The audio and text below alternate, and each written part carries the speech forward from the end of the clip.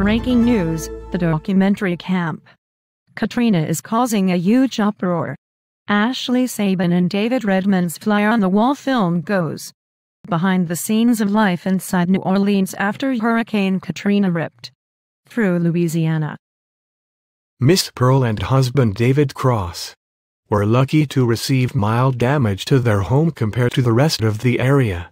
Feeling the need to lend a hand, they turned their backyard into a temporary neighborhood for locals in the area who had been left with nothing. This makeshift city of tents is known as Kamp Katrina. It was filled with a variety of people, all stuck living together in close quarters. Of this group includes an expectant mother and her husband, a rape survivor, and a schizophrenic. Since these are desperate times, the Crosses set up rules to be followed, to make sure everyone is staying on the right path to getting back on their feet and to also make sure everyone is contributing. While at first, the residents of Kamp Katrina abide by these rules, the tensions rise as time passes. The little outside help is brought. This documentary shows the lack of government aid to those suffering from this disaster. In one scene of the film, the city shuts down a local park that several people were using for shelter. In fact, if one were to be caught sleeping near a building, they would end up in jail. Quite an interesting offense, considering many of these people were homeless and had nowhere else to go.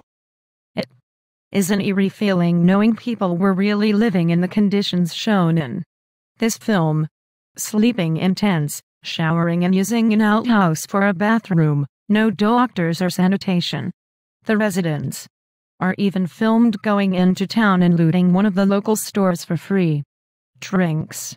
A deviant behavior being used for survival. I agree. How unsettling knowing every aspect of these people's lives were affected and in many ways ruined, and little was done from the outside to help.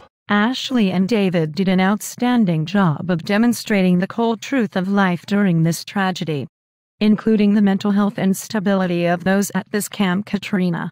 Living in this type of an environment, feeling so hopeless clearly takes a huge toll physically as well as mentally.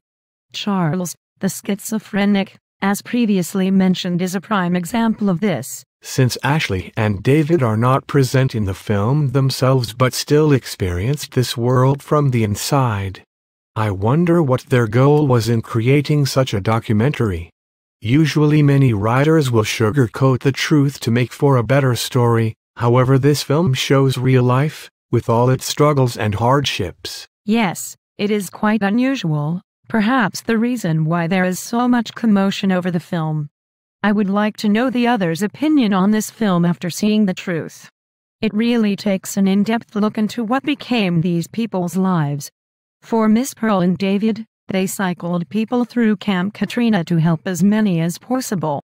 They were truly depended on by some. That is true. Miss Pearl and David became a source of hope for many and were relied on for many basic necessities that we take for granted. It is difficult to imagine living in such a horrible way for so many months, especially after losing friends and loved ones and most of, if not all, material possessions. Yes, indeed, it would take a long while for these people to recover from this, and even longer for the economy to recover, posing another hurdle for people to get over. Without a stable economy, it is nearly impossible to find jobs, and without an income, it would not be easy for people to pull their life back together. That is likely the reason Miss Pearl required residents of Kamp Katrina to have a job, or at least be intently looking for one, in order to make as much progress as possible. Overall, Kamp Katrina has stirred up a great deal of debate, however it has also brought up some remarkable points about the world we live in.